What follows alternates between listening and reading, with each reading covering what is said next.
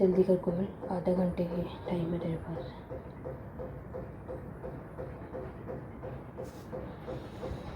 हाँ, ओम नमः शिवाय।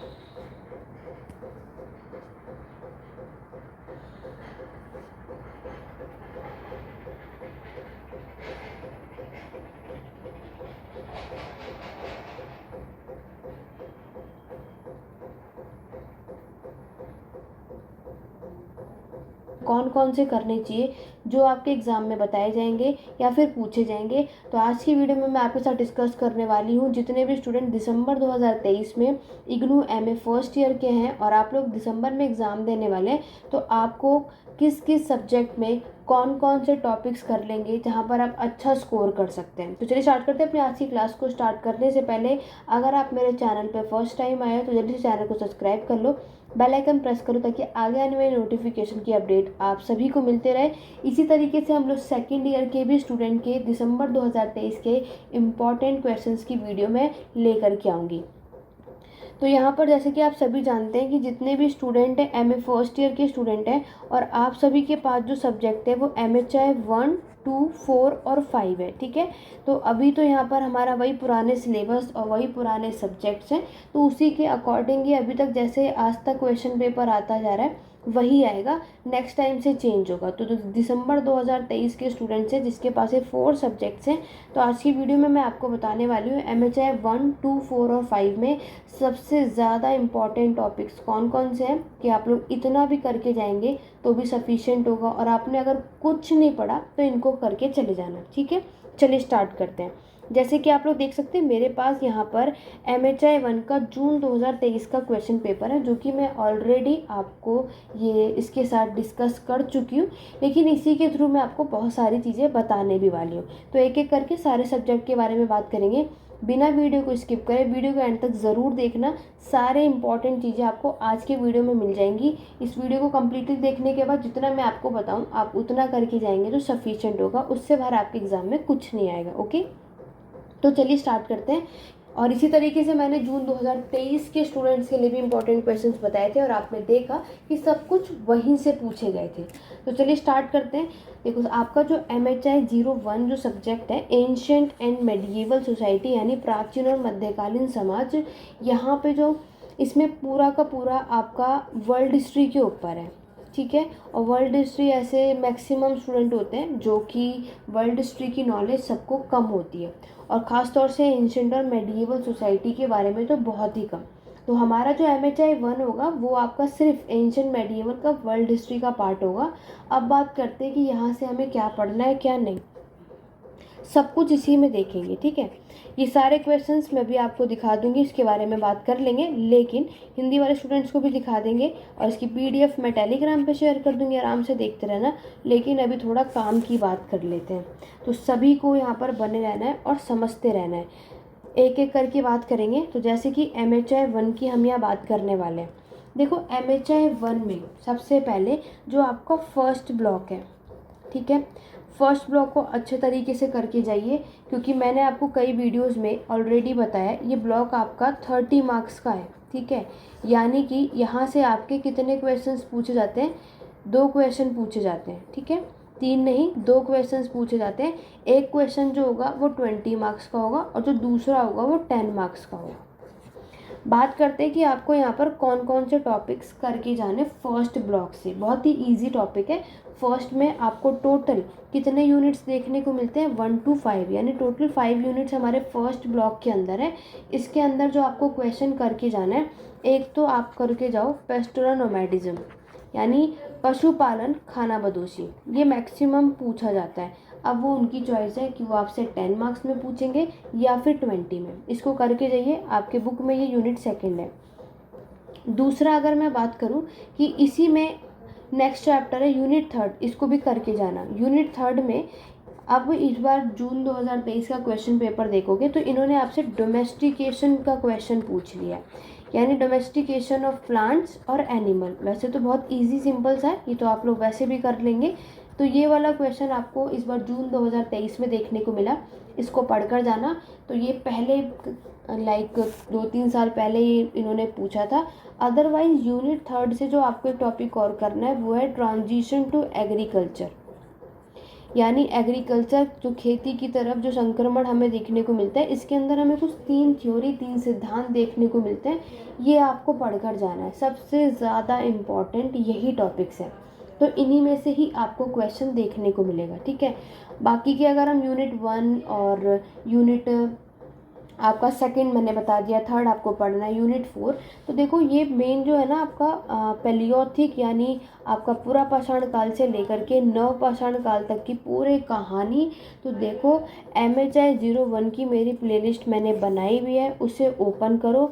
स्टार्टिंग के 4 यूनिट बहुत अच्छे खासे तरीके से मैंने एक्सप्लेन करा हुआ है, उस वीडियो को देख लोगे बस आप क्लियर हो जाएगा कहाँ से क्या क्या लिखना है आपको, ठीक है। अभी आपके पास टाइम है तो उस वीडियो को ओपन करो। MHI 01 की प्लेलिस्ट क्या बाकी के सारे सब्जेक्ट की प्लेलिस्ट मैंने बनाई हुई है, उसका लिंक डिस्क्रिप्शन बॉक्स में आपको मिल जाएगा और उन वीडियोस को देख लो।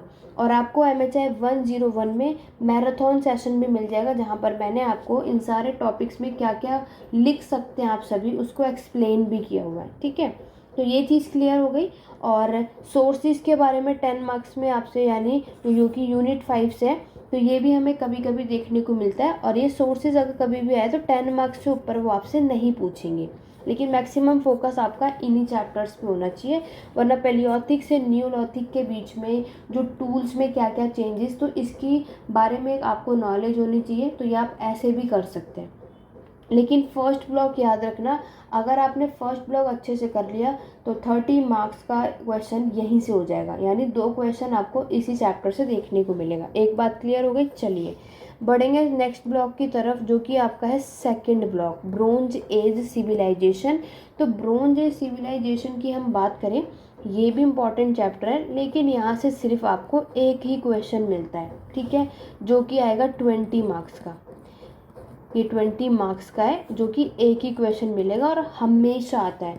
तो मैंने जैसे कि आपको कई वीडियोस में ऑलरेडी बताया था कि यहाँ से आपको अर्बनाइजेशन यानी शहरीकरण पूछेगा, जो कि आपका यूनिट 7 है।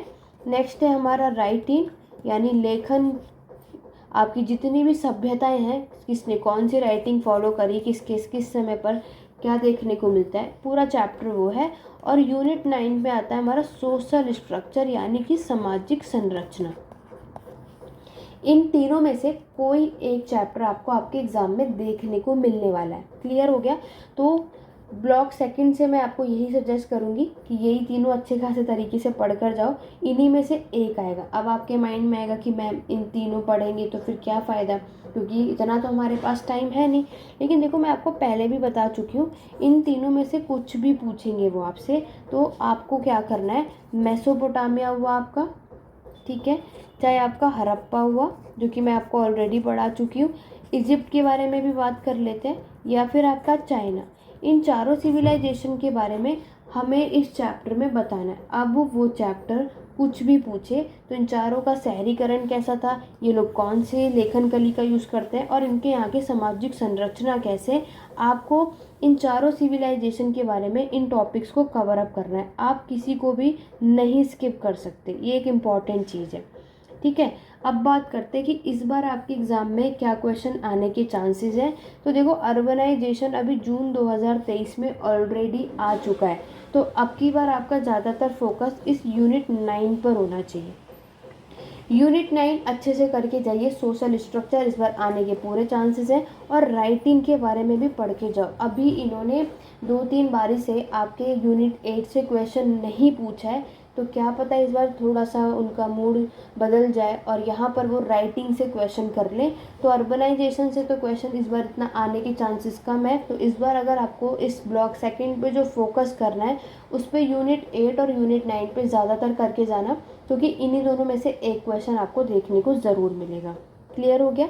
तो ये बात हो गई हमारे सेकंड ब्लॉक की, जो कि 20 मार्क्स का आता है, उससे ऊपर आपको देखने को नहीं मिलेगा। आगे बढ़ेंगे आपके थर्ड ब्लॉक की तरफ।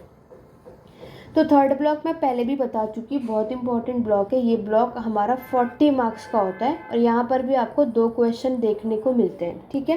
40 मार्क्स से मतलब हमारा जो ब्लॉक थर्ड है यहाँ पर जो हमारे टॉपिक्स हैं पहले तो उसे लिख लो।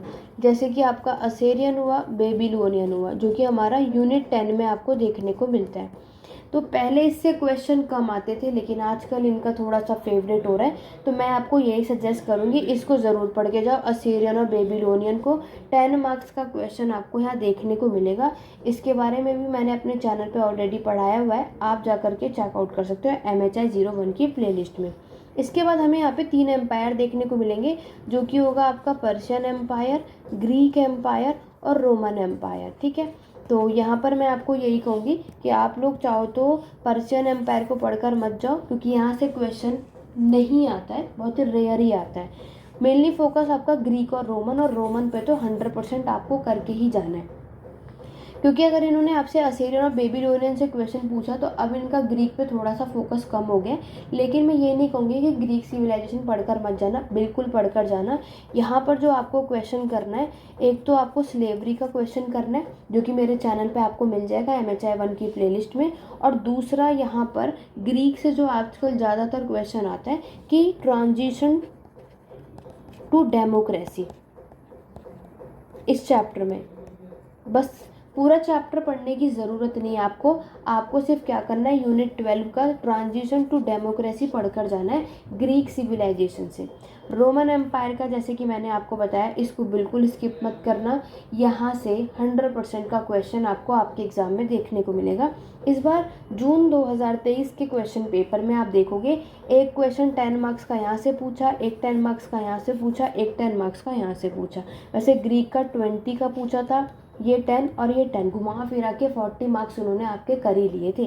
तो ग्रीक रोमन एम्पायर की अगर मैं बात करूँ तो यहाँ पर आपका सोशल स्ट्रक्चर या फिर हम पॉलिटिकल स्ट्रक्चर कह सकते हैं, जिसमें आपके पैट्रिशियन और प्लेबिनियन के बारे में आपको बताना है, जो मैं आपको पहले भी बता चुकी हूँ। दूसरा, इन्हीं पैट्रिशियन और प्लेबिनियन का जो कॉन्फ्लिक्ट होता है ना, इसके बारे में आता है। और नहीं तो ये जो सोशल स्ट्रक्चर, जो पॉलिटिकल ऑर्गेनाइजेशन की हम बात कर रहे हैं, इसमें जो आपके किंगशिप होते हैं और जो इनका सीनेट, पॉलिटिकल स्ट्रक्चर में सीनेट और असेंबली के बारे में एक्सप्लेन करना है। या तो ये क्वेश्चन आएगा, या तो राइज ऑफ क्रिश्चियनिटी मैंने आप सभी को बताया था। ठीक है, इनमें से कोई भी एक टॉपिक आने के पूरे चांसेस रहते हैं। तो इस बार देखो, इन्होंने ना आपके सोशल स्ट्रक्चर पूछा था, मतलब लाइक कॉन्फ्लिक्ट के बारे में आया था।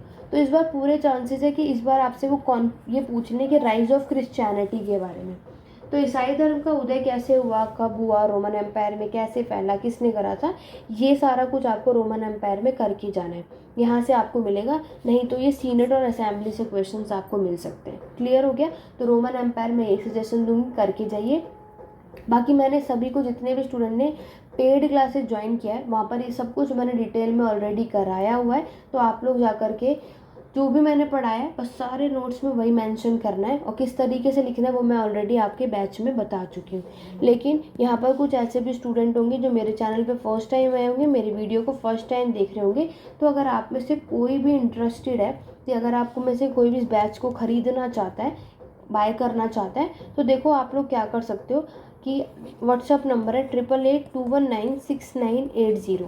ठीक है, इस व्हाट्सअप नंबर पे आप लोगों को यहाँ पर live classes plus recorded classes और प्लस आपके नोट्स मिलेंगे। और जो भी क्लासेस में कराया जाएगा, इससे बाहर कुछ नहीं आएगा, और बहुत हेल्पफुल है ये कोर्स आपके लिए। तो अगर आपने ये कर लिया, कहीं और से कुछ भी पढ़ने की आपको बिल्कुल ज़रूरत नहीं पड़ेगी। बट अगर आपको फुल कोर्स लेना हो, मतलब आपको 1, 2, 4, 5 पूरे फुल कोर्स लेना हो ना, तब आप लोग इस नंबर पे कांटेक्ट कर सकते हैं। सिर्फ व्हाट्सएप के लिए अलाउड है, कॉल नहीं करना है। बट अगर आप में से किसी को ये है कि हमें सिर्फ एक ही कोर्स परचेज़ करना है, तो मैंने नीचे हिस्ट्री एडू पॉइंट ऐप आपको प्ले स्टोर से डाउनलोड करना होगा, जिसका लिंक डिस्क्रिप्शन बॉक्स में। मैंने वहाँ पर कोर्स ऑलरेडी लॉन्च कर रखा है। अगर आप में से कोई भी सिंगल कोर्स को ख़रीदना चाहता है, यानी आप चाहते हो सिर्फ मैं MHI 1 का ख़रीदना चाह रहा हूँ या फिर 2 का, तो आप लोग सिंगल कोर्स वहाँ से जाकर परचेज़ कर सकते हो, जहाँ पर अब तक की जितनी क्लासेस हुई हैं पूरा कोर्स और सारे नोट्स अवेलेबल हैं। तो अब में से आप में से कोई भी इंटरेस्टेड है MHI 01 और MHI 04 का अभी तक 2 कोर्स लॉन्च कर दिया मैंने, क्योंकि अभी हमारी जो क्लासेस चल रही है उसमें मैंने MHI 1 और 4 को कंप्लीट करा दिया। तो ये दोनों कोर्स ऑलरेडी लॉन्च हो चुके हैं। अगर आप में से कोई इंटरेस्टेड है कि सिंगल आप में से किसी को बाय करना है तो आप प्ले स्टोर पर हिस्ट्री एडू पॉइंट ऐप जो है डाउनलोड कर सकते हैं। इसका लिंक मैंने नीचे डिस्क्रिप्शन बॉक्स में दे दिया, आप प्ले स्टोर से डाउनलोड कर लो और वहाँ से इस कोर्स को सिंगल परचेज कर सकते हो।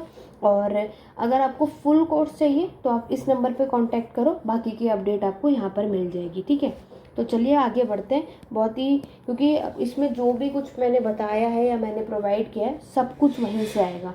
तो अभी तक हमने देखा कि फर्स्ट ब्लॉक आपका 30 मार्क्स, सेकंड ब्लॉक 20 मार्क्स और जो हुआ आपका थर्ड ब्लॉक 40 मार्क्स, यानी कि 4 to 6 और 3 90 मार्क्स का एग्ज़ाम हमने यहीं कर लिया।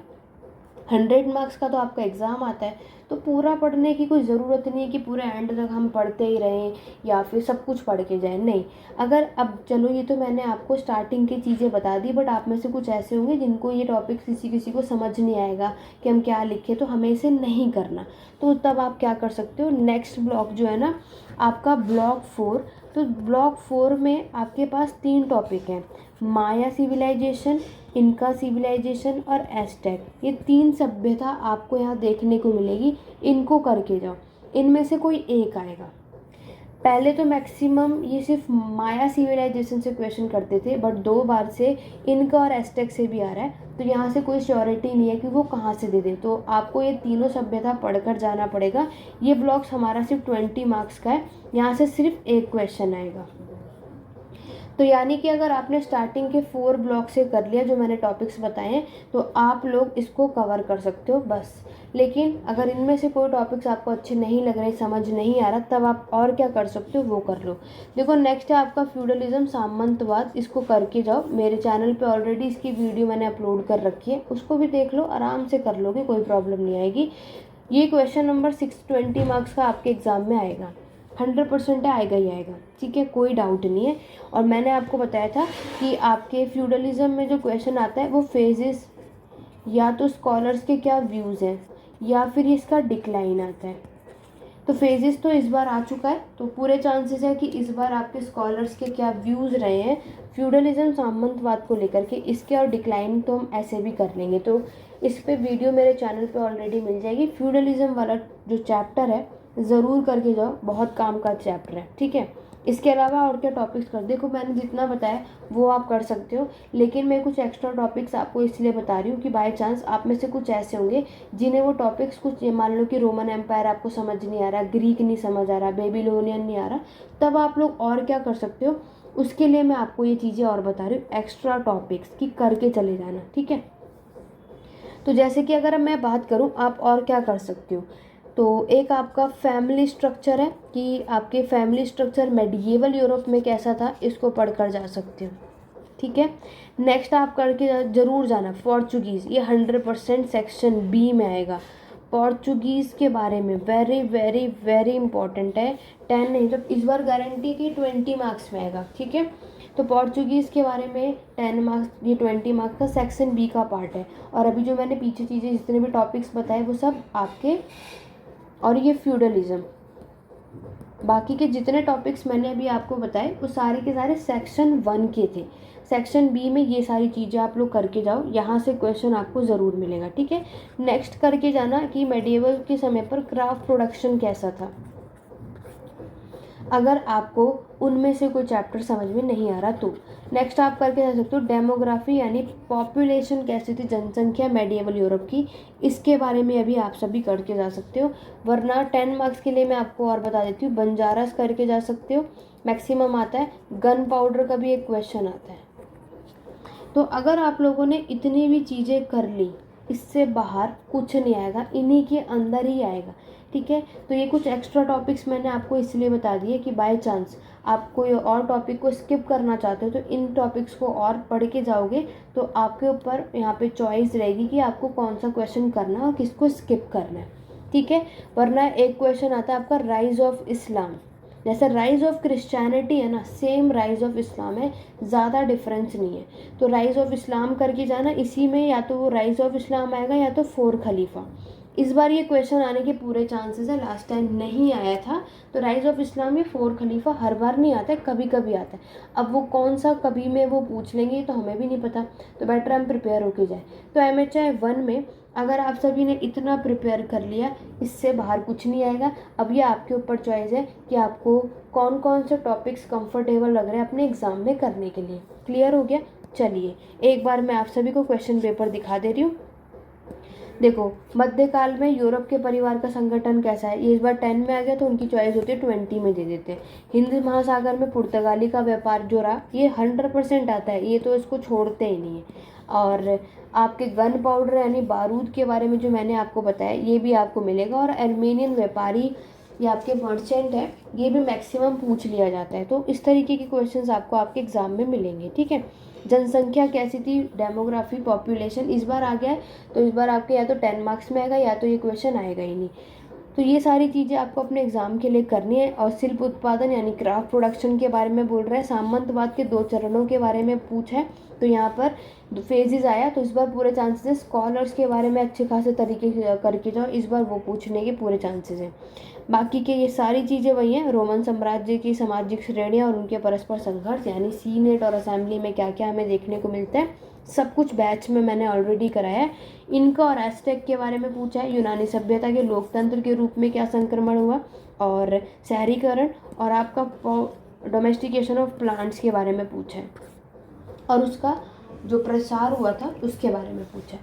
तो MHI 1 का ये इंपॉर्टेंट टॉपिक्स है आपके दिसंबर 2023 के एग्ज़ाम के लिए। आशा करती हूँ कि आपको MHI 1 की सारी चीज़ें क्लियर हो गई होंगी। मैक्सिमम स्टूडेंट को यहाँ लगता है कि मैम ने तो सारे टॉपिक्स बता दिए।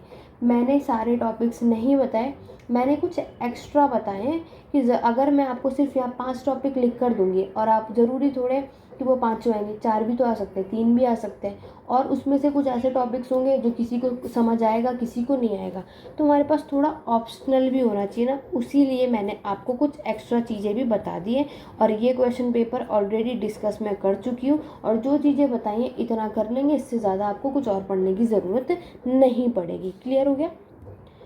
चलिए अब MHI 1 के साथ अब हम MHI 2 की बात करेंगे। और मैक्सिमम स्टूडेंट की पिछली बार ये था कि मैम MHI 2 का जो एग्ज़ाम है थोड़ा टफ आया और थोड़ा अलग भी आया है ना। तो चलिए देखते हैं कि MHI 2 जो आपका, ये भी वर्ल्ड हिस्ट्री पर है, लेकिन ये मॉडर्न वर्ल्ड हिस्ट्री पे है। एंशंट और मेडिएवल का पार्ट MHI 1 में करते हैं, और जो MHI 2 है मॉडर्न वर्ल्ड, ये हम करते हैं आपके वर्ल्ड हिस्ट्री इस वाले सब्जेक्ट में। अब हम देखते हैं कि यहाँ पर क्या क्या इंपॉर्टेंट चीज़ें MHI 2 में, और ये थोड़ा टफ लगता है किसी किसी को, सबको नहीं, तो उनको क्या करना चाहिए क्या नहीं, उसके बारे में बात करते हैं। वीडियो पसंद है तो एक बार जल्दी से लाइक शेयर कर दो। आप सभी लाइक शेयर बहुत कम करते हैं, मैं आपके लिए ये सब करती हूँ और ले करके आती हूँ। और ऐसा भी नहीं कि मैं आपको कुछ भी बता रही हूँ, मेरे बताए हुए ही क्वेश्चंस आपको आपके एग्ज़ाम में मिलेंगे और बहुत हेल्पफुल है। और जितने भी ऐसे स्टूडेंट हैं जिन्होंने जून 2023 में एग्ज़ाम दिया था, मेरी वीडियो देख रहे हो, कमेंट करके ज़रूर बताना कि मेरे बताए हुए क्वेश्चंस आए थे या नहीं। वैसे प्रीवियस वीडियो में ऑलरेडी स्टूडेंट ने कमेंट किए हैं, और आप जब एग्ज़ाम देकर आएंगे तो इसी वीडियो के नीचे कमेंट करके बताना कि मेरे बताए हुए क्वेश्चंस आपको आपके एग्ज़ाम में देखने को मिले थे या नहीं। ठीक है, चलिए MHI 2 की बात करते हैं। क्वेश्चन पेपर अभी देखेंगे, पहले टॉपिक्स की बात करते हैं। तो देखो, आपको MHI 2 में क्या करना है। सबसे पहला चैप्टर है आपका रेनेसांस यानी पुनर्जागरण, इसको करके जाइए। और इसी में आपका एक चैप्टर है ह्यूमैनिज्म, मानवतावाद के ऊपर। तो ये फर्स्ट चैप्टर है, वो उनकी चॉइस है 10 या 20 मार्क्स में। नेक्स्ट जो आपका चैप्टर है वो इनलाइटनमेंट के ऊपर है। ठीक है, यानी सेकंड और जो थर्ड चैप्टर है, थर्ड चैप्टर में जो कुछ क्रिटिसाइज है, यहाँ पर कुछ आलोचना किए गए हैं आपके इनलाइटनमेंट, कुछ स्कॉलर्स आएंगे, तो इन दोनों चैप्टर में से कहीं से कुछ भी आ सकता है, लेकिन एक इनलाइटनमेंट का क्वेश्चन आपको ज़रूर मिलेगा। अब वो क्या आएगा ये तो हमें भी नहीं पता, क्योंकि अब इनलाइटनमेंट का वो या तो यहाँ से पूछेंगे, या तो वो जो भी स्कॉलर्स ने यहाँ पर क्रिटिसाइज़ किया था उनके बारे में आ सकता है। लेकिन इनलाइटनमेंट का एक क्वेश्चन डन है। नेक्स्ट आपको करना है, इसका नेक्स्ट चैप्टर है स्टेट, राज्य। नेक्स्ट आपको करना है वेलफेयर स्टेट, जो कि है कल्याणकारी राज्य। ठीक है, उसके बाद आपको करना है नेशन और नेशनलिज्म, ये यूनिट 10 है आई थिंक आपके बुक में। राष्ट्रीय और राष्ट्रवादी या राष्ट्रवाद कह सकते हैं। और उसके बाद जैसे कि मैंने आपको बताया कि आपको सारे रेवोल्यूशन करने, सारी क्रांतियाँ करनी है, ठीक है। अब उसके अंदर मैं बात करूँ तो आप कह सकते हो आपका कोल्ड वॉर करना है, यानी शीत युद्ध करके जाइए। नेक्स्ट अगर मैं बात करूँ तो आपका रशियन रेवोल्यूशन, ठीक है, रूस की क्रांति करना है। नेक्स्ट सबसे इम्पॉर्टेंट है फ्रांस रेवोल्यूशन, जो आपके एग्ज़ाम में मिलेगा। और इनमें से एक क्वेश्चन या कभी कभी दो क्वेश्चन भी या तीनों भी मिल सकते हैं, वो उनके ऊपर होता है, लेकिन ये आपके एग्ज़ाम में क्वेश्चन ज़रूर आता है, ठीक है। इसके अलावा जो हमें करना है, अभी मैं आपको क्वेश्चंस भी दिखाऊंगी कि क्या किस तरीके से पूछे जाते हैं, पहले ये टॉपिक्स नोट करो। नेक्स्ट अगर मैं बात करती हूँ तो आपको करना है non alignment movement. Non alignment movement भी एक टॉपिक है जो आपके इसी कोल्ड वॉर के बाद हमें देखने को मिलता है, जो कि आपके एग्ज़ाम में पूछा जाता है और आपको करना भी है, ठीक है। इसके अलावा अगर हम बात करते हैं आपके एग्ज़ाम के लिए ब्यूरोक्रेसी, ये भी आपको कभी कभी देखने को मिलते हैं, तो क्या पता आपके एग्ज़ाम में आ जाए, तो उसके लिए हमें इसको पढ़कर जाना भी ज़रूरी है। तो इसमें से कुछ भी आ जाएगा, लेकिन ये आएगा ज़रूर। फिर मैं बात करूँ, एक क्वेश्चन आपसे पूछा जाता है 10 या 20 मार्क्स में कभी भी आएगा, ट्रांजिशन जो हुआ था हमारे फ्यूडलिज्म से आपके कैपिटलिज्म तक, एक ये क्वेश्चन आता है और मैक्सिमम आपको ये मिलेगा, ठीक है। तो आपको एक इसको पढ़ के जाना है और ये अच्छे तरीके से करके जाना। कुछ एक्स्ट्रा है जैसे कि इम्पीरियलिज्म आप पढ़ के जा सकते हो, साम्राज्यवादी, ये भी आपके एग्जाम में आएगा। एक क्वेश्चन प्रिंट टेक्नोलॉजी से करके जाना। प्रिंट टेक्नोलॉजी न्यूज़पेपर की जब से शुरुआत हुई, इसके बारे में भी आपको क्वेश्चन देखने को मिलता है, तो ये भी आप लोग पढ़ के ज़रूर जाना। MHI 2 के टॉपिक्स मैंने आपको ये बताए हैं, ठीक है। तो transition from feudalism to capitalism important है, आपके एग्ज़ाम में ये आता भी है। और इनलाइटनमेंट मैंने आपको बताया, सारे रेवोल्यूशन मैंने आपको बताया, तो ये सब तो आपको करके जाना है। और एक आपका यूनिट 32 है आई थिंक, जो कि आपका कंज्यूमर के ऊपर है, ये आपको करना है। यहाँ पर भी आपको ये ज़रूर मिलेगा एक क्वेश्चन, ठीक है। कंज्यूमरिस्ट मूवमेंट है, इसका डेवलपमेंट आपके यूरोप में हुआ था, ये आपको ज़रूर पूछेगा। और टेक्नोलॉजी वाला करके जाना, मैं बार बार बता रही हूँ, तो मे भी आपको ये चीज़ें याद रखनी है, ठीक है। एक क्वेश्चन और आप लोग कर सकते हो, जो आपकी जर्मनी और इटली के बीच में यूनिफिकेशन हमें देखने को मिलता है। इस बार ये क्वेश्चन कुछ इस तरीके से पूछा गया था, वरना जर्मनी के बारे में भी पूछा जाता है। अब हम बात करते हैं, और एक क्वेश्चन और याद आ रहा है कॉलोनाइजेशन के ऊपर, और 100% आएगा इनमें से, और या फिर डीकोलोनाइजेशन। अब आपको होगा कि मैम ने तो इतने सारे टॉपिक्स बता दिए, तो ऑब्वियस सी बात है। अब आप एक चीज़ देखो, आएंगे इन्हीं में से ही कुछ आप लोग एक रीड करके जा सकते हैं, कुछ आपको अच्छे से याद करना पड़ेगा, क्योंकि कुछ ऐसे टॉपिक्स हैं हर बार नहीं आते, कभी कभी आते हैं, तो क्या पता वो आपको आपके एग्ज़ाम में देखने को मिल जाए, तो कोई भी यहाँ पर गारंटी नहीं है। तो इसीलिए मैं आपको ये टॉपिक्स एक्स्ट्रा भी बता रही हूँ। एक बार क्वेश्चन की तरफ बढ़ते हैं, तो मे भी आपको चीज़ें क्लियर हो, ठीक है। आओ चलो क्वेश्चंस दिखाती हूँ मैं आप सभी को। ये देखो, इस बार इन्होंने क्या करा है, आपके इनलाइटनमेंट का हमेशा क्वेश्चन आता ही आता है। यूनिट 3 से आया, रोमांटिक्स के क्या यहाँ पर स्कॉलर्स के व्यूज़ हैं इनलाइटनमेंट को लेकर के, ये आया। देखो डेमोक्रेटाइजेशन आपसे पूछा है, ट्रांजिशन देखो आपसे यहाँ पूछा है, ठीक है। कैपिटलिज्म से सोशलिज्म की तरफ भी ट्रांजिशन होता है, ये भी मैक्सिमम क्वेश्चन आता है। नेक्स्ट क्वेश्चन देखो, इंडस्ट्रियलाइजेशन का क्या इम्पैक्ट पड़ता है, जब से हमारी सोसाइटी में इंडस्ट्री आई तो उससे क्या बदलाव आया, वो देख लो। फिर आएंगे शॉर्ट नोट, रूस के बारे में, एलिजाबेथ पुअर लॉज, ये तो देखो बदलता रहेगा। जो नेशन और नेशनलिज्म का टॉपिक मैंने बताया ना, तो उसका फॉर्म पूछा है। कार्ल मार्क्स देखो करके जाओ, 10 मार्क्स के लिए कार्ल मार्क्स मैक्सिमम टाइम ये रिपीट होता है, तो इसको करके आप लोग जा सकते हैं, ठीक है। आगे बढ़ते हैं, तो देखो ये सारे क्वेश्चन जो है ना, ये फिक्स नहीं होते, ये लोग चेंज करते हैं, तो मैं ये नहीं कहूँगी कि करके ही जाना। तो इस बार आ चुका है, हाँ प्रिंट टेक्नोलॉजी देखो मैंने कहा था ये आता है, मैक्सिमम रिपीट होता है। और जो मैं नेक्स्ट कंज्यूमर के बारे में बता रही हूँ, इसको करके जाओ, ये आपको ज़रूर मिलेगा। इस बार जून 2023 में स्टूडेंट का मानना था कि मैम ने बताया था कि रेवोल्यूशन से तो क्वेश्चन 100% आता है, कुछ नहीं आया। तो ये उन स्टूडेंट की बात है जो चीज़ों को समझते नहीं है। लाइक अगर हमने बोला है कि रशियन रेवोल्यूशन आएगा, तो उनका फोकस रूस की क्रांति पर होगा। अगर ये वर्ड ना लिखा हो तो आपको लगेगा रेवोल्यूशन से तो कुछ क्वेश्चन ही नहीं आया। तो यहाँ पर देखो, ज़ार की ऑटोक्रेसी, इसमें आपको रशियन रेवोल्यूशन के बारे में ही बताना था। तो अगर आप लोगों को जो ये वो स्टूडेंट ईजिली से समझ पाएंगे जिन्हें चीज़ें कॉन्सेप्ट में पता होगा, जिन्हें यही नहीं पता होगा कि इस रेवोल्यूशन में मेन जो किंग है, रूलर है, वो ज़ार थे और ज़ार की क्या तानाशाही हमें यहाँ देखने को मिलती है, उसने रशियन रेवोल्यूशन को कब, हमें यहाँ पर क्या क्या चीज़ें हुई थी, तो और लोगों को कैसे एक्सप्लॉइट किया था और लोगों की बातें नहीं सुनी थी। तो ये सब चीज़ें आपको तब पता होंगी जब आप किसी भी कॉन्सेप्ट के बारे में पता। ऑब्वियस सी बात है, आप सभी मास्टर्स कर रहे हो तो ये नहीं है कि जो वर्ड है वो डायरेक्ट लिख कर देंगे, वो चेंज भी करते हैं। तो स्मार्टली आपको यहाँ काम करना है, ठीक है। तो ये जो रशियन रेवोल्यूशन के बारे में ही आपको यहाँ पर लिखना था। तो रेवोल्यूशन से एक क्वेश्चन 100% आएगा और आगे तो बहुत चेंजेस आएंगे। आप क्या सोचते हैं कि मैं जो पूरे क्वेश्चन बताती हूँ पूरे सब में से आएंगे? नहीं, में से आप चाहो तो मैंने लास्ट टाइम जाकर उठा कर क्या चेक कर सकते हो, जो जो चीज़ें बताई उनमें से इतना क्वेश्चन था कि आप 5 से 6 क्वेश्चन इसमें से अटैम्प्ट कर सकते हो। चाहे तो आप जून 2023 के इंपॉर्टेंट क्वेश्चन चेक करना और इस क्वेश्चन पेपर को चेक करना, लेकिन पढ़ना तो पड़ेगा ही, क्योंकि MHI 2 और एक MHI 5 आपका ऐसा सब्जेक्ट है जहाँ पर ये क्वेश्चन कम रिपीट करते हैं। इनकी कोशिश रहती है कि ज़्यादा से ज़्यादा नए नए टॉपिक्स ऐड करें, पुराने कम 2 से 3 क्वेश्चन ही पुराने पूछते हैं, बाकी सब नए नए ऐड करते हैं। तो उस नए ऐड के लिए हमें क्या करना है कि एक्स्ट्रा टॉपिक्स पढ़ कर जाना है, क्योंकि हमें खुद भी नहीं पता कि क्या क्या आएगा। एक रीड भी कर लोगे ना, काम आपका फिर भी बन जाएगा। मैं आपको पहले भी बता चुकी हूँ कि आपको किसी भी क्वेश्चन को स्किप नहीं करना है, पूरी कोशिश करो पूरे 5 क्वेश्चन अटैम्प्ट करके आना है, चाहे आप उसमें कुछ भी लिखो उससे रिलेटेड, लेकिन करना है, ठीक है। तो MHI 2 में इतने टॉपिक्स जितने मैंने आपको बताए इतना भी आप लोग सभी कर लेंगे तो सफिशिएंट होगा, इसी में से ही आएगा।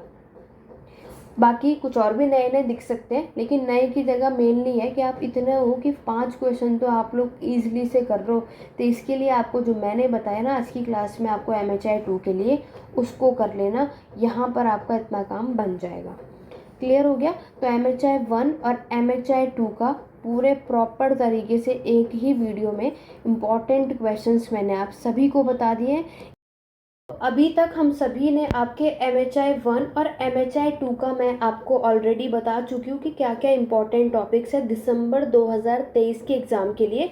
आज हम बात करने वाले हैं आपके MHI 4 और MHI 5 के बारे में, ठीक है, जो कि आपके दोनों की दोनों इंडियन हिस्ट्री के ऊपर है। वर्ल्ड हिस्ट्री का मैं ऑलरेडी बता चुकी हूँ कि क्या क्या आपके एग्ज़ाम में आएगा। तो MHI 5 के बारे में भी बात करेंगे, लेकिन उससे पहले मैं आप सभी के सामने MHI 4 के बारे में डिस्कस करना चाहूँगी कि आपके एग्ज़ाम से रिलेटेड अगर हम देखें तो आपके एग्ज़ाम के लिए क्या इम्पोर्टेंट है। तो अगर जल्दी से आप सभी से नोट कर लो, MHI 4 जो है ये हमारा जो बुक है आपका पॉलिटिकल स्ट्रक्चर इन इंडिया के ऊपर है। इंडियन हिस्ट्री का आपका एंशिएंट, मेडिएवल, मॉडर्न, तीनों हमें इसके अंदर देखना पड़ता है। इन तीनों टॉपिक्स में आपको क्वेश्चंस मिलेंगे। आज हम यहाँ देखेंगे कि आपके एग्ज़ाम के लिए यहाँ पर क्या इंपॉर्टेंट है और यहाँ से आपके एग्ज़ाम में क्या क्या क्वेश्चंस आने के पूरे चांसेस हैं।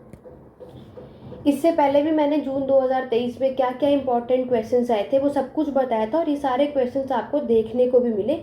इसी तरीके से दिसंबर में भी देखने को मिलेंगे। तो सबसे पहले हम बात करेंगे कि आपके एग्ज़ाम में MHI 4 से रिलेटेड आप सभी को क्या क्या पढ़कर जाना है, अगर आप लोगों ने अभी तक कुछ भी नहीं पढ़ा है तो सबसे पहला टॉपिक तो लिख लो जो आप लोगों का फर्स्ट चैप्टर है, चीफडम इन तमिलकम, ठीक है।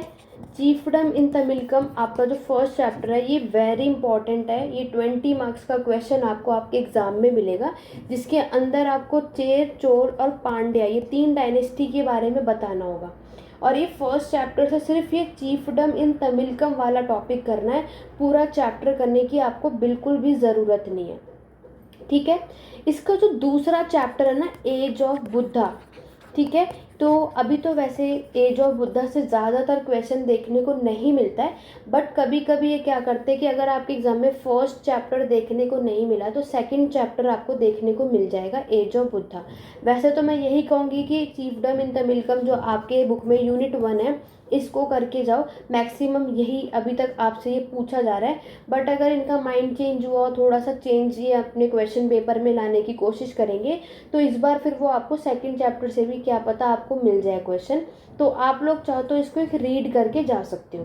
तो यहाँ मैं आपको टॉपिक के साथ ये भी बता रही हूँ कि क्या कितना इंपॉर्टेंट है और कितना नहीं, तो आप इसको एक रीड करके भी चले जाएंगे कि बाई चांस ये क्वेश्चन आपके एग्जाम में मिल जाए तो आप लोग उसको ईजिली से कर पाए, ये ना हो कि हमें इसके अंदर क्या करना है। ठीक है, नेक्स्ट क्वेश्चन की मैं बात करूंगी जो आपका थर्ड यूनिट है, सातवाहन डायनेस्टी और आपका कुषाण डायनेस्टी। इसको ज़रूर करके जाना 100%, इनमें से एक क्वेश्चन आपके एग्जाम में ज़रूर मिलेगा।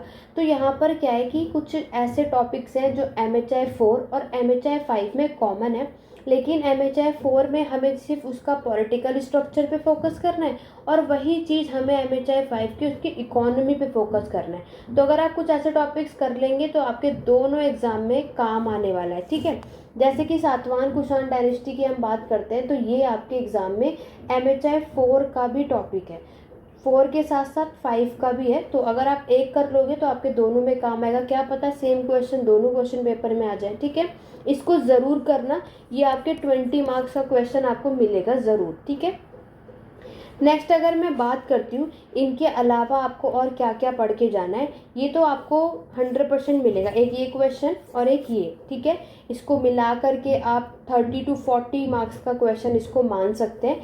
आगे अगर हम बढ़ेंगे जो नेक्स्ट चीज़ आपको करके जानी है वो करके जाना है आप सभी को, जो आपका एक टॉपिक है पल्लव डायनेस्टी और इसी में मौर्यन डायनेस्टी और नेक्स्ट मैं बात करूंगी चोल डायनेस्टी। ठीक है, इन तीनों में से सिर्फ एक क्वेश्चन आपके एग्जाम में मिलेगा जो कि आपके एग्जाम में क्वेश्चन नंबर 6 होगा, लेकिन इनमें से कोई एक ही आएगा, ये नहीं है कि तीनों आएगा, बिल्कुल भी नहीं। इसमें से वो आपसे सिर्फ एक ही क्वेश्चन पूछते हैं। अभी तो ज़्यादातर ये आपके पल्लव और मौर्यन से पूछ रहे हैं, तो आप इसको अच्छे से पढ़ के जाना। देखो मैं तो आपसे यही कहूँगी कि तीनों टॉपिक अच्छे से करके जाइए। मैक्सिमम अभी पल्लव और मौर्यन डायनेस्टी से ज़्यादातर ये क्वेश्चन कर रहे हैं, तो क्या पता इस बार चोला डायनेस्टी से आ जाए। तो मैं ये नहीं कहूँगी कि इसको इम्पोर्टेंस मत दो, तो इन तीनों टॉपिक को आप करके जाओगे। क्वेश्चन नंबर 6 जो है आपको हेल्प करेगा। दूसरा, कभी कभी ये क्या करते हैं कि आपको मैं यही सजेशन दूंगी कि आप इन तीनों को करके जाइए, क्योंकि कभी कभी क्या होता है कि ये आप लोगों से जो क्वेश्चन पूछते हैं और आप लोग कंफ्यूज भी होते हो। लाइक अगर मैं बात करूं, अगर ये आपसे पूछ लेंगे कि नॉर्थ इंडिया के समय पर एडमिनिस्ट्रेशन सिस्टम कैसा रहा या फिर साउथ इंडिया के समय पर एडमिनिस्ट्रेशन सिस्टम कैसा रहा, उसको एक्सप्लेन कीजिए।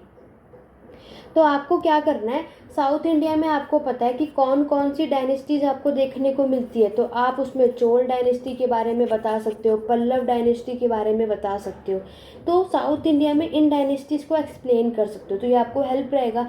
अगर इन्होंने सिंगल नहीं पूछा तो ये इस तरीके से पूछते हैं। नॉर्थ इंडिया की मैं अगर बात करूँ तो यहाँ पर आपसे, और इसी साउथ इंडिया में आपका चेर, चोल, पांड्या, ये सारी डायनेस्टीज़ आपकी साउथ इंडिया में जितनी भी डायनेस्टी ने रूल किया था इनके एडमिनिस्ट्रेशन के बारे में आपको एक्सप्लेन करना होगा। इसी तरीके से नॉर्थ डायनेस्टी की मैं अगर बात करूँ तो आपका यहाँ पे कुषाण डायनेस्टी हो गया, ठीक है, गुप्ता डायनेस्टी हो गया, मौर्यन डायनेस्टी हो गया। तो ये आपके तब भी काम आएगा। तो क्वेश्चन आपको ये नहीं होगा कि हमने इसको फालतू में पढ़ लिया। देखो अगर आप ये मेरी वीडियो अभी देख रहे हो या एग्ज़ाम से 2 दिन पहले देख रहे हो, आपको सिर्फ उसको पढ़कर जाना। मैक्सिमम सबके एडमिनिस्ट्रेशन सिस्टम सेम है, नॉर्थ इंडिया के सेम है और फिर साउथ इंडिया में भी वही है, लेकिन नाम थोड़े से चेंज हो जाएंगे। तो पूरा सब कुछ पढ़ने से अच्छा आपका फोकस जो कुछ वर्ड्स है ना उन पर देना है, ये चीज़ें आपको याद रखनी है। तो आपको क्या करना है, जो मैंने आपको बताया पल्लव डायनेस्टी, चोल डायनेस्टी और मौर्यन डायनेस्टी पढ़कर जाइए। बाकी चेर, चोल, पांड्या आप करके ही जाएंगे। तो बाय चांस आपके एग्जाम में कभी कभी नॉर्थ इंडिया का तो नहीं बट हाँ पेनिनसुलर इंडिया का एडमिनिस्ट्रेशन सिस्टम कैसा था ये आपके एग्जाम में ज़रूर पूछा जाता है। तब आपको उसमें चेर, चोल, पांड्या, पल्लव डायनेस्टी इनको एक्सप्लेन करना पड़ता है। तो उसके लिए आपको ये हेल्पफुल भी रहेगा। तो कोई भी चीज़ वेस्ट नहीं जाएगी, बल्कि आप एक्स्ट्रा ही पढ़कर जाएंगे एक्स्ट्रा नॉलेज के साथ। तो आप आपके पास बहुत ऑप्शन रहेंगे कि आप उसको ईजिली से अटेम्प्ट कर पाएंगे। ठीक है, इन क्वेश्चन को करने के बाद आपको जो करना है वो दिल्ली सल्तनत का टॉपिक करना है। नेक्स्ट नोट कर लो, दिल्ली सल्तनत के बारे में अगर मैं बात करूं तो आपके एग्जाम में पूछा जाता है इसका प्रशासन, एडमिनिस्ट्रेशन सिस्टम के बारे में, नहीं तो इसके सोर्सेज के बारे में। इन दोनों से बाहर आपके एग्जाम में वो कुछ नहीं पूछेंगे। तो दिल्ली सल्तनत में इस टॉपिक को कर लेना। नेक्स्ट मैं बात करूँगी मुगल्स। तो मुगल डायनेस्टी को तो बिल्कुल भी मत छोड़ के जाना, इसको करके ही जाना है। यहाँ से आजकल इनका ये बहुत फेवरेट टॉपिक बन रहा है। तो 2 क्वेश्चन 40 मार्क्स का क्वेश्चन आपको मुगल डायनेस्टी से मिल जाएगा। इसके अंदर ही आपसे एडमिनिस्ट्रेशन पूछ लेते हैं। अकबर के जो लैंड रेवेन्यू सिस्टम था, यानी कि जो मनसबदारी जागीरदारी सिस्टम को ज़रूर पढ़ के जाना, ये पूछ लिया जाएगा। और इनके सोवर्निटी का एक क्वेश्चन है, इसके ऊपर यहाँ से पूछा जाता है। तो ये सारी चीज़ें, नेचर ऑफ मुग़ल एम्पायर के बारे में। तो मुग़ल डायनेस्टी यानी मुग़ल एम्पायर का जो टॉपिक है ना, अच्छे खासे तरीके से आप लोग पढ़ के जा सकते हैं। यहाँ से क्वेश्चन 2 आजकल ये लोग पूछ लेते हैं, तो 40 मार्क्स आपको ईजिली से मिल जाएंगे। तो अगर आप मुग़ल एम्पायर का ये टॉपिक प्रिपेयर करके जा रहे हो तो बहुत अच्छी बात है। इतनी बात क्लियर हो गई। तो अभी तक देखो मैंने आपको इतनी चीज़ें बता दी कि आपके एग्ज़ाम में यहाँ से 20 मार्क्स का क्वेश्चन, यहाँ से 40 मार्क्स का क्वेश्चन, और पीछे मैंने फर्स्ट चैप्टर 20 मार्क्स का बताया। सल्तनत जो आपका सातवाहन कुषाण एम्पायर 20 या 10 मार्क्स में वो आता है, वो उनके ऊपर होता है कि वो क्या देंगे क्या नहीं। और 20 मार्क्स का पल्लव डायनेस्टी मौर्य चौल में से आएगा। तो देखो अभी तक आपने इतना तो कर ही लिया। इतना भी करके चले जाओगे सफिशिएंट होगा। लेकिन कुछ और भी इम्पॉर्टेंट टॉपिक्स है। लाइक मैं अगर बात करूं तो आप लोगों को क्या करना है, विजयनगर का टॉपिक करना है। 100% यहाँ से क्वेश्चन ज़रूर आता है और हमेशा आता है। विजयनगर में जो आपको पढ़ के जाना है, तो एक तो आपको इसके जो 2 सिस्टम है, अयागर और नयाखड़ सिस्टम, इसको करके जाओ, बहुत काम का है। क्यों? क्योंकि अगर आपने इसको एक बार यहाँ पे पढ़ के चले गए तो MHI 5 के लिए भी ये काम आएगा, क्योंकि MHI 5 में भी ये टॉपिक्स हैं। तो बाय चांस अगर MHI 4 में नहीं आया तो 5 में आ गया तो आपके ही काम आने वाला है। तो अयागर नयाकर सिस्टम करके जाइए और आपके पूरा विजयनगर का कॉन्सेप्ट करके जाओ, और इसके समय का प्रशासन एडमिनिस्ट्रेशन सिस्टम कैसा था इसको एक्स्ट्रा करके जाना। तो ये भी क्वेश्चन पूछ लिया जाता है। विजयनगर का इनके ऊपर इनकी चॉइस होती है, कभी एक पूछते हैं क्वेश्चन, कभी 2। तो ये 20 to 40 मार्क्स का आपको ज़रूर मिलेगा विजयनगर एम्पायर का। क्लियर? आगे जो नेक्स्ट कोई टॉपिक आपको करना है वो है बहमनी किंगडम, यानी जो ये हमेशा जब भी आएगा 10 मार्क्स से ऊपर का नहीं आता है।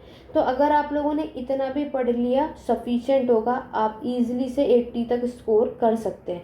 बाकी कैसे स्कोर करेंगे, किस तरीके से एग्ज़ाम लिखना है, कैसे क्या करना है, वो सारा प्रोसीजर मैं ऑलरेडी बता चुकी हूँ। वरना मैं जब आपके एग्ज़ाम आएंगे तो उससे पहले मैं ये वीडियो दोबारा से ले आऊँगी कि आपको अपने एग्ज़ाम में किस तरीके से लिखना है, जिससे आप ईजिली से 75 to 80 जो है या उससे प्लस भी स्कोर कर सकते हैं। ठीक है? तो ये सारे टॉपिक्स हो गए, इतना करके चले गए तो। लेकिन हम कुछ और भी टॉपिक्स मैं आपको बता देती हूँ। जैसे कि अगर बाय चांस आपको ऐसा लगा कि इनमें से कुछ एक आध कुछ ऐसे भी टॉपिक्स होंगे जो नहीं आएंगे, क्योंकि हर बार तो नहीं आ सकते ना, और आपको ऐसा लगा कि ये टॉपिक मुझे समझ नहीं आ रहा, तो हम इसको नहीं करना चाहेंगे, तो कुछ और करना चाहेंगे। तो देखो, एक आपको लैंड रेवेन्यू सिस्टम करके जाना है। ठीक है? लैंड रेवेन्यू सिस्टम में एक आपका है परमानेंट सेटलमेंट यानी स्थायी बंदोबस्त, और दूसरा है आपका रैयतवाड़ी सिस्टम। ये दोनों ना आपके सिंगल भी पूछ लेते हैं, लेकिन महलवाड़ी सिस्टम भी जो है इसके अंदर, इसको भी पढ़कर जाना। क्यों? क्योंकि बाय चांस इन्होंने आपके लैंड रेवेन्यू सिस्टम दे दिए, तब तो आपको इनको तीनों को ही एक्सप्लेन करना होगा। और ये वाला टॉपिक भी आपके MHI 5 का भी है, तो आप इसको ज़रूर करके जाना, ताकि MHI 5 का भी आपके कुछ टॉपिक्स ऐसे ही प्रिपेयर हो जाएंगे आपके एग्ज़ाम के लिए। नेक्स्ट अगर मैं बात करूँ तो एक क्वेश्चन आजकल ज़्यादातर ये रिपीट कर रहे हैं, आपका जस्टिस एंड लॉ है। ठीक है? ये आपका जस्टिस और लॉ का चैप्टर है। तो आप लोग चाहो तो ये आराम से, क्योंकि सबको पता है कानून और इंसाफ की बात क्या, भाई इतना बड़ा एम्पायर बना है, एडमिनिस्ट्रेशन सिस्टम है, वहाँ पे ऑब्वियस सी बात है, यहाँ पे जितने भी रूलर्स रूल कर रहे हैं तो उन्होंने कोई ना कोई कानून बनाए होंगे, और जस्टिस के लिए भी उन्होंने कुछ चीज़ें रखी होंगी, कुछ डिपार्टमेंट रखे होंगे, लोगों को अपॉइंट किया होगा। तो ये सारी चीज़ें आपको इसके अंदर करनी है, रीड करके जा सकते हो। लेकिन ये क्वेश्चन हाँ मैक्सिमम टाइम आपको ज़रूर मिलता है कि रिपीट होता है। तो MHI 4 में आप सब इतना भी करके चले जाएंगे, लेकिन मैंने यहाँ पर कुछ एक्स्ट्रा टॉपिक्स भी आपको बताए हैं कि बाय चांस आपके एग्ज़ाम में ये क्वेश्चन आ जाए तो आपको एक्स्ट्रा टॉपिक्स आने चाहिए। ऐसा नहीं है कि 10 में से 5 क्वेश्चन हमें अटैम्प्ट करने तो हम सिर्फ 5 टॉपिक ही पढ़ के जाएंगे, नहीं, आपको कम से कम 7 से 8 टॉपिक्स आने चाहिए, ताकि आप ईजिली से अटैम्प्ट कर सको। बाकी जितने भी स्टूडेंट यहाँ पर मेरी जो वीडियो देख रहे हैं और जो मेरे बैच में है, यानी कि यहाँ पर आप सभी को पता है कि पेड क्लासेस चलते हैं, यहाँ पर बैचेस चलते हैं, तो उसके अंदर हम कंप्लीट कोर्स करते हैं। MHI 1 और MHI 4 अभी तक हमारा कंप्लीट हो गया है। और ये दोनों मैंने कोर्स, हमारा जो ऐप है हिस्ट्री एडू पॉइंट, जो आप सभी को प्ले स्टोर से डाउनलोड करना होगा, तो आप में से कोई भी नया हो तो डाउनलोड कर लेना। तो ये कोर्स आप सिंगल भी परचेज कर सकते हो, अदरवाइज जो MHI 2 और MHI 5 है वो भी आपको जैसे जैसे ये इसका कोर्स होता रहेगा वो पब्लिश हो जाएगा, तो ये सब कुछ आपको मिल जाएगा। इसके अंदर आपको रिकॉर्डेड क्लासेस, लाइव क्लासेस और नोट्स, किस तरीके से एग्ज़ाम में लिखना है, क्या करना है, वो सब कुछ डिटेल में बताया हुआ है। और MHI 4 का और MHI 1 जो मैंने आपको इसमें कोर्स में पढ़ाया है, तो इतना अच्छे से पढ़ाया है कि पूरे 10 के 10 क्वेश्चंस आप सभी को इस कोर्स को पढ़ने के बाद आपको 10 के 10 क्वेश्चंस आते होंगे। अब आपकी उसमें चॉइस होगी कि आप कौन से वो 5 क्वेश्चन अटैम्प्ट करना चाहते हैं। इतना अच्छा इसमें आपको देखने को मिलेगा, तो आपको ये कहीं नहीं लगेगा कि हम लोगों ने इस कोर्स को क्यों नहीं लिया। बाकी जितने भी ऐसे स्टूडेंट हैं जो मेरी वीडियो देख रहे हैं और हमारे इस बैच में, तो आप लोगों की जो भी सजेशन हो कि आप लोगों ने इस कोर्स को परचेज़ किया है, तो आप लोगों को क्या लग रहा है कि ये आपके लिए ये बैच हेल्पफुल है या नहीं, नीचे कमेंट करके ज़रूर बताना, ताकि आगे वाले स्टूडेंट्स की हेल्प हो सके और उनको ये पता लगे कि ये जो बैच है ये आपके एग्ज़ाम के लिए सफिशिएंट है या नहीं। ठीक है, इसमें हम सब कुछ वही करते हैं जो आपके एग्ज़ाम के लिए आएगा और उससे बाहर कुछ नहीं आएगा। एक बार जितने भी स्टूडेंट ने इस बैच को ज्वाइन कर लिया, तो कोई और वीडियोस, कोई और आपको नोट्स, बुक्स कुछ भी करने की ज़रूरत नहीं पड़ेगी, सब कुछ यहीं से सफिशिएंट होगा। हिंदी और इंग्लिश मीडियम बाइलिंगुअल है। बाकी की अपडेट लेनी 8882196980, ये हमारा नंबर है, इस पर आप बाकी का फुल कोर्स की अपडेट ले सकते हो।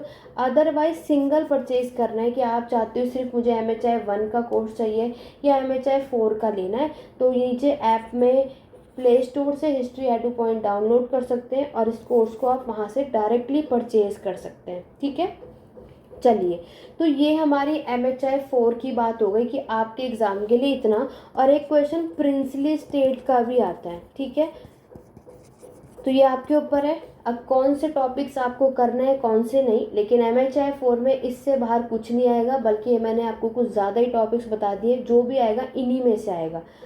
अब हम बात करते हैं आपके MHI 5 की। लेकिन एक बार जल्दी से वीडियो को लाइक और शेयर कर दो। आशा करती हूँ मेरी वीडियो आपको हेल्पफुल रहती है और बहुत एनालाइज करने के बाद ये वीडियो मैं लेकर के आती हूँ। ऐसा नहीं है कि मैं आपको कुछ भी बताती हूँ, मेरे बताई हुई चीज़ें आपको आपके एग्ज़ाम में मिलेगा। सबसे ज़्यादा प्रॉब्लम जो बच्चों को आती है वो आता है MHI 5 के सब्जेक्ट में, जो कि मेरे सामने क्वेश्चन पेपर आप देख सकते हो। ठीक है, क्योंकि MHI 1, 4 ठीक है, क्योंकि सेकंड में भी थोड़ा बहुत प्रॉब्लम होती है, क्योंकि उसमें भी आजकल कहीं से कुछ भी आ रहा है, बट वो नॉलेज जिसको होती है वर्ल्ड हिस्ट्री की वो कर लेते हैं। ऐसा नहीं है कि MHI 5 में नहीं कर पाते, बिल्कुल कर पाते हैं। MHI 5 अगर हम देखेंगे तो ये आपका क्या है, इंडियन हिस्ट्री है, लेकिन इसकी इकोनॉमी के बारे में बात की गई है। ठीक है, इसमें बहुत ज़्यादा सिलेबस है और बहुत डीपली क्वेश्चन कर लेते हैं। यहाँ पर क्या है, ऐसा है, देखो अभी तक मैंने बहुत सारे बैचेस पढ़ाए हैं, तो हर बैचेस में MHI 5 का स्कोर मैक्सिमम अच्छा ही रहा है। ठीक है, और उसको कैसे अटैम्प्ट करना है कैसे नहीं, ये मैं सब ऑलरेडी उस बैच में मैंने सबको बताया हुआ है, और सबने आराम से 70 से 75 स्कोर किया भी है MHI 5 में। तो ये यहाँ पर आपको थोड़ा स्मार्टली भी प्ले करना है। MHI 5 आपका ऐसा सब्जेक्ट है जहाँ पर क्वेश्चन रिपीट बहुत ही कम होते हैं।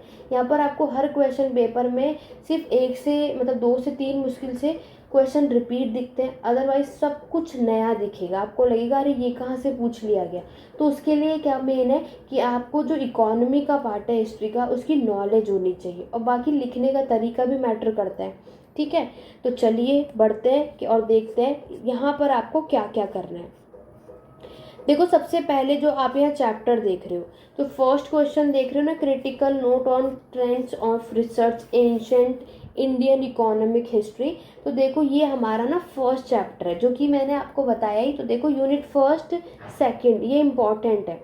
थर्ड, इसमें से देखो इस बार इन्होंने आपसे पूछ लिया है एंशंट इंडियन हिस्ट्री पे, और नहीं तो ये मैक्सिमम आपके मेडिएवल से पूछते हैं, और नहीं तो ये आपसे मेजर, या आप कह सकते हो मार्क्सिस्ट अप्रोच, मार्क्सिस्ट हिस्टोरियोग्राफी जो देखने को मिलती है, यहाँ से क्वेश्चन आता है। लेकिन इनमें से कोई एक ही क्वेश्चन आपको मिलेगा। अब वो क्या आएगा वो उनके ऊपर है। तो इस बार एंशिएंट हिस्ट्री का आ चुका है तो रीड करके जा सकते हो, बाकी जो मेन फोकस आपको करना है वो आप इन पर करके जाइए।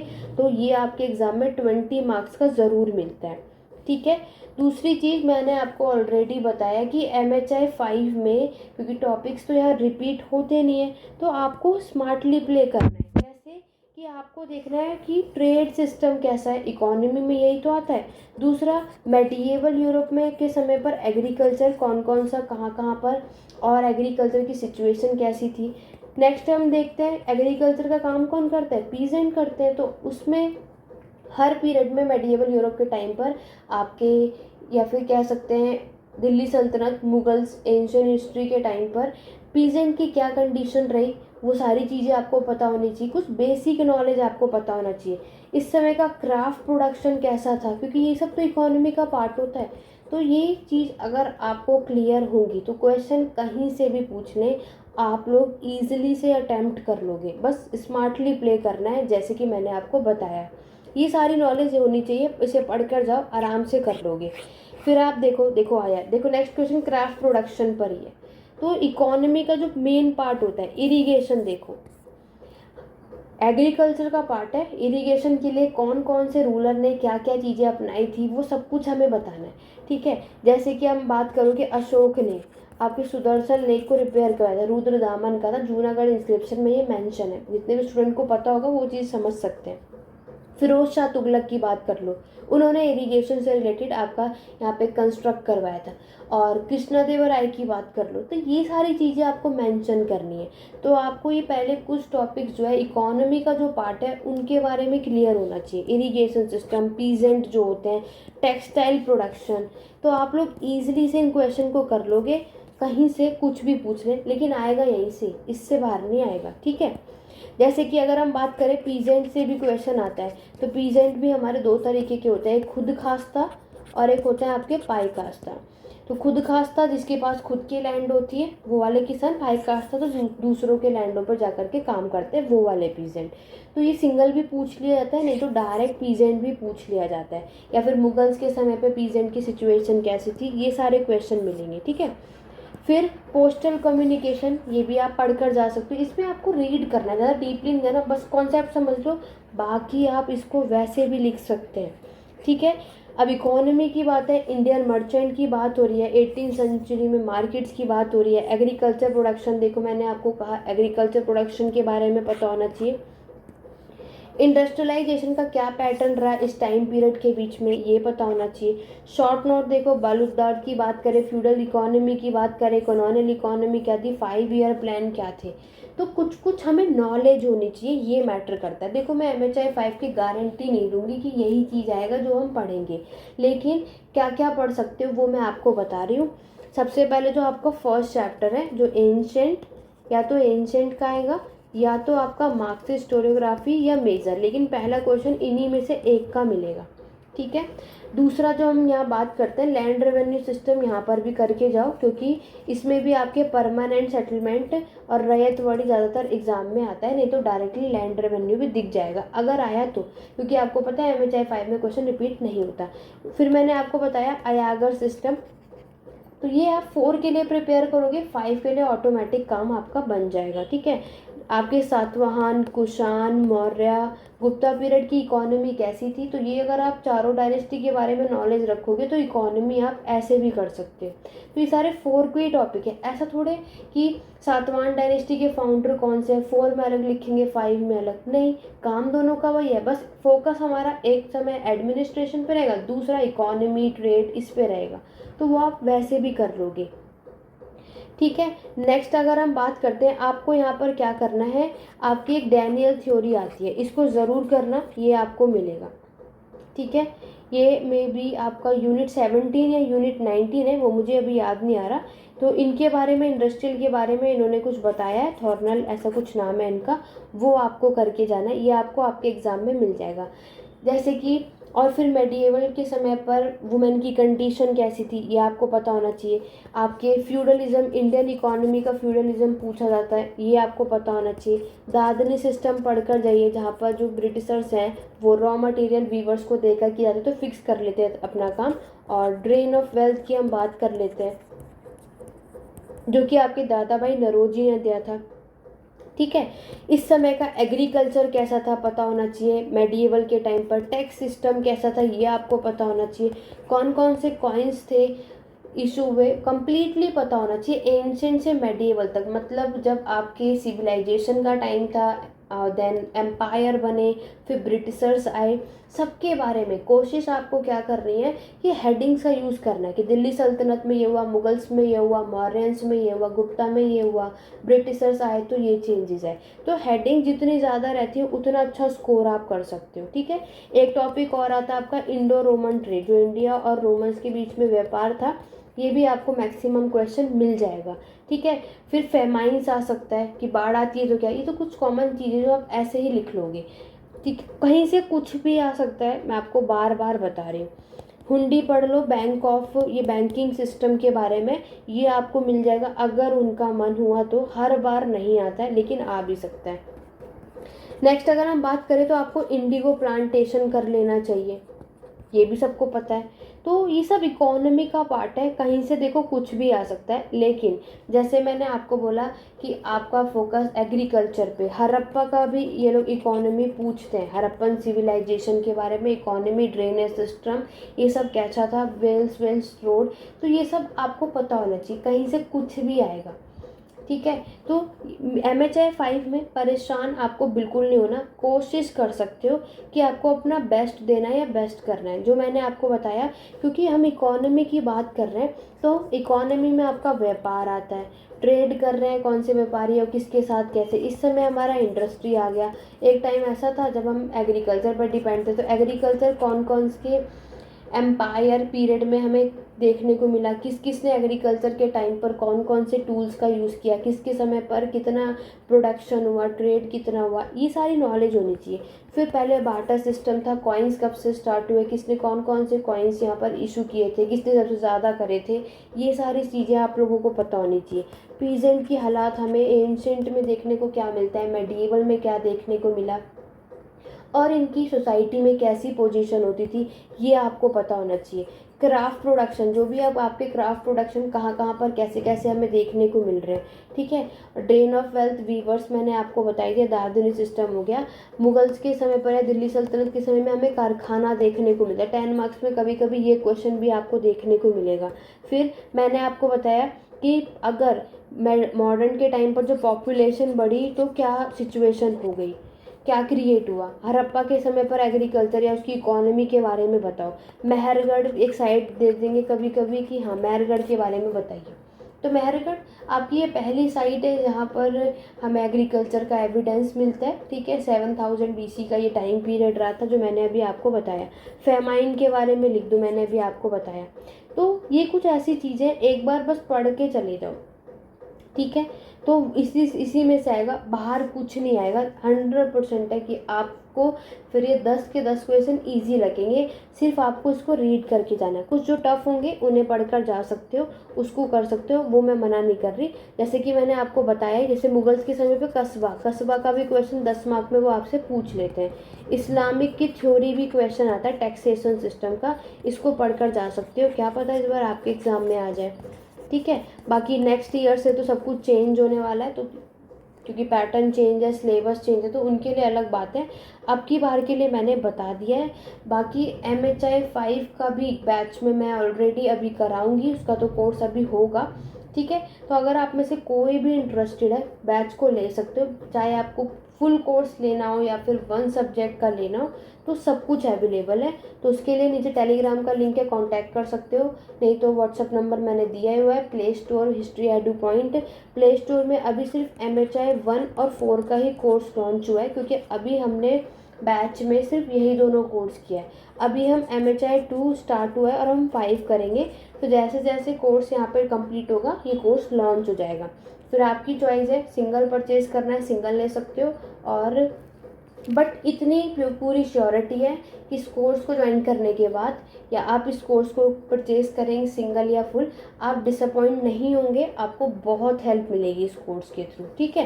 तो ये पूरे दिसंबर 2023 के लिए MHA 1, 2, 4 और 5 मैंने इंपॉर्टेंट क्वेश्चंस बता दिए कि आपके एग्ज़ाम में आपको कहाँ कहाँ देखने को मिलेगा। 5 ईयर प्लान भी पढ़कर जा सकते हो, ये भी कई बार रिपीट हो जाता है। इस बार 10 में आया तो आपके एग्ज़ाम में 20 में आ सकता है। तो 5 ईयर प्लान आप पढ़ना चाहते हैं, आपको अच्छा लग रहा है टॉपिक, तो ज़रूर करके जाइए, ये आपको आपके एग्ज़ाम में मिल जाएगा ज़रूर देखने को।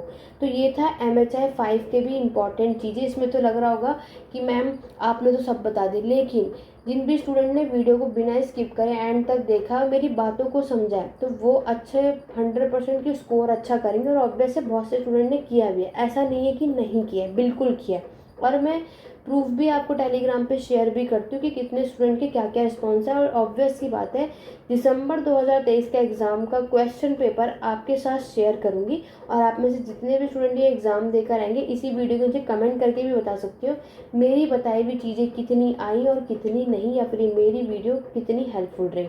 ओके, इसके अलावा भी अगर आपको कोई डाउट या क्वेरी है तो आप कमेंट के थ्रू पूछ सकते हैं। आशा करती हूँ मेरी वीडियो आपको हेल्पफुल रही होगी। आगे इसी तरीके से मेरे साथ बने रहो। आपके एग्ज़ाम के कुछ इंपॉर्टेंट मैराथन सीरीज जल्दी मेरे चैनल पे देखने को मिलेगी। जो लोग मेरे स्टूडेंट यहाँ पर बैच नहीं परचेज कर पा रहे, तो आपके लिए मैराथन सीरीज हम देख लाएंगे बहुत जल्द। इसमें आपको किस में क्या क्या लिखना है, कैसे, सब कुछ पता चलेगा। बाकी MHI 1, 2 और 4, 5 की प्लेलिस्ट ऑलरेडी मैंने बनाई हुई है। यहाँ पर प्रीवियस ईयर क्वेश्चन पेपर है, marathon series, important question, topics and all सब कुछ मैंने डिस्कस ऑलरेडी कर रखा है। तो आप जाकर उन वीडियोज़ के थ्रू भी सब कुछ पढ़ सकते हो, बहुत हेल्पफुल रहेगा। एग्ज़ाम से पहले कुछ नहीं पढ़ा, जितना बताया इतना करके चले जाएंगे तो बहुत काम आएगा। और आज की वीडियो कैसे लगी कमेंट करके ज़रूर बताइएगा। आशा करती हूँ आज की वीडियो आपको हेल्पफुल रही होगी। तो चलिए स्टूडेंट, आज की वीडियो में बस इतना ही, मिलते हैं अपने नेक्स्ट वीडियो में। Thank you for watching.